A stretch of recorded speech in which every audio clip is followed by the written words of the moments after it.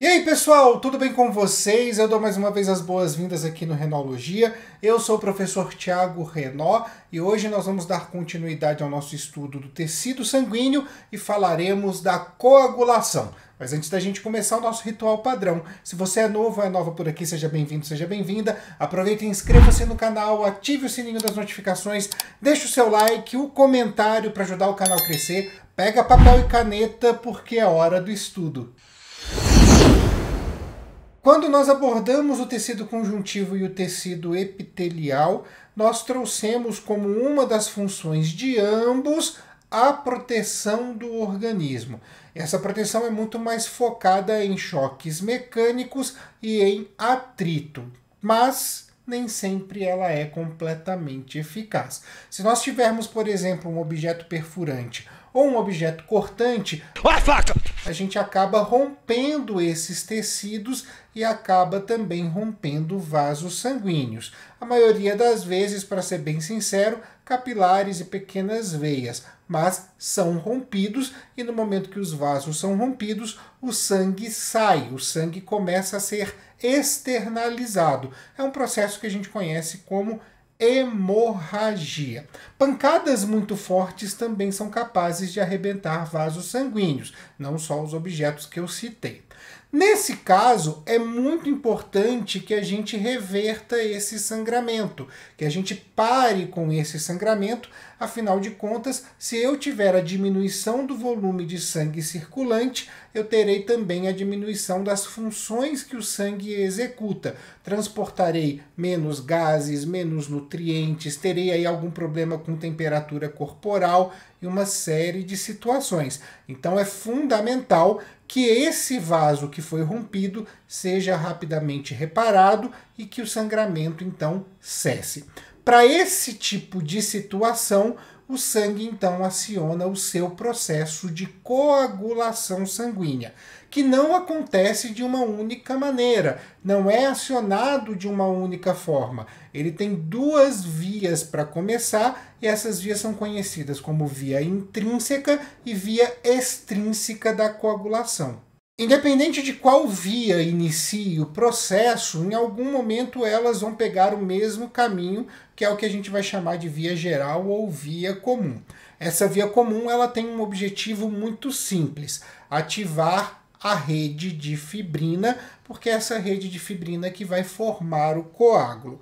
A fibrina, ela está presente no sangue o tempo inteiro, só que numa forma inativada, que a gente conhece como fibrinogênio, que é uma proteína solúvel. No momento em que a gente ativa, ela vai formar o polímero para poder fazer a rede e formar então o coágulo. Para ativar o fibrinogênio em fibrina, a gente precisa também ativar uma outra proteína, que é a protrombina. Então, a gente ativa a protrombina em trombina e a trombina vai ativar o fibrinogênio em fibrina. Todo esse processo precisa acontecer para que a gente tenha essa coagulação. E é importante que a gente tenha esse processo muito bem regulado, por quê? Porque a gente corre o risco de formar o coágulo dentro do vaso sanguíneo, que é o que a gente vai chamar de trombo. E nesse caso, podemos correr o risco de ter uma trombose. Por isso, uma regulação eficaz é bastante importante para que o nosso organismo não corra riscos. Além dessas proteínas, participam dessa cascata de coagulação outras moléculas que nós conhecemos como fatores de coagulação. Só que é importante a gente dizer aqui que esses fatores de coagulação, eles são diferentes para a via intrínseca e para a via extrínseca. Afinal de contas, é justamente essa cascata de fatores que vai iniciar o processo que diferem uma via da outra. É importante a gente dizer aqui também que esses fatores, por mais que sejam nomeados com numerais romanos, não seguem uma sequência numérica. A nomeação vem pela ordem que eles foram descobertos, não pela ordem que eles entram na via metabólica, beleza? Bem, iniciando pela via intrínseca, o nome já diz intra. Intra significa dentro. Ela é a coagulação que inicia a partir de fatores que já estão presentes no nosso sangue. A via intrínseca vai se iniciar com a ativação do fator 12. O fator 12 ativa o fator 11. O fator 11, por sua vez, ativa o fator 9, que então vai ativar o fator 10. Perceberam que nós não estamos seguindo ordem numérica, nem crescente, nem decrescente. O fator 10 é o que vai participar da via comum, é o ponto que a via intrínseca quer chegar. No caso da via extrínseca, o nome também já diz, extra, é algo que está fora do sangue. E o que eu estou falando que está fora do sangue tem nome, é o fator tissular ou o fator tecidual. Ele se encontra nas células que estão fora do vaso sanguíneo. Porém, no momento em que a gente tem a lesão, o sangue entra em contato com esse fator tecidual e esse fator tecidual, por sua vez, vai ativar o fator 7. O fator 7 vai ser utilizado para ativação do fator 10 e aí então a gente entra mais uma vez na via comum. Nessa via comum, o fator 10 vai se juntar com o fator 5 e vai simplesmente fazer a cascata de ativação da fibrina, ativando a protrombina em trombina, que vai ativar o fibrinogênio em fibrina. É exatamente essa a cascata de fatores que nós temos. E para ficar ainda mais fácil, eu trouxe uma imagem para vocês que vai demonstrar exatamente todo esse modelo. A gente pode perceber na imagem, por exemplo, que nós temos as duas vias bem separadinhas, a via intrínseca e a via extrínseca. Na via intrínseca, nós temos as ativações que iniciam da ativação do fator 12 até chegar à ativação do fator 9, que por sua vez vai fazer a ativação do fator 10 para a via comum. Na via extrínseca, temos aí então o fator tecidual, que vai ativar o fator 7 e que vai então ativar o fator 10. Na via comum, o fator 10 e o fator 5 são, então, os formadores do fator de ativação da protrombina em trombina, que vai, por sua vez, ativar o fibrinogênio em fibrina. Toda vez que a gente olha para essa imagem, que a gente vê que tem o Azinho na frente do numeral romano, a gente está falando, então, do fator ativado. Mas a grande questão aqui que a gente precisa citar é que esse modelo das ativações em cascata está entrando em desuso.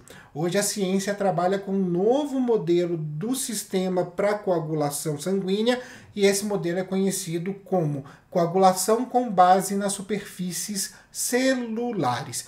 E esse modelo novo é dividido em 4 fases: a fase de inicialização, a fase de amplificação, a fase de propagação e a fase, então, de finalização, o término do processo de coagulação.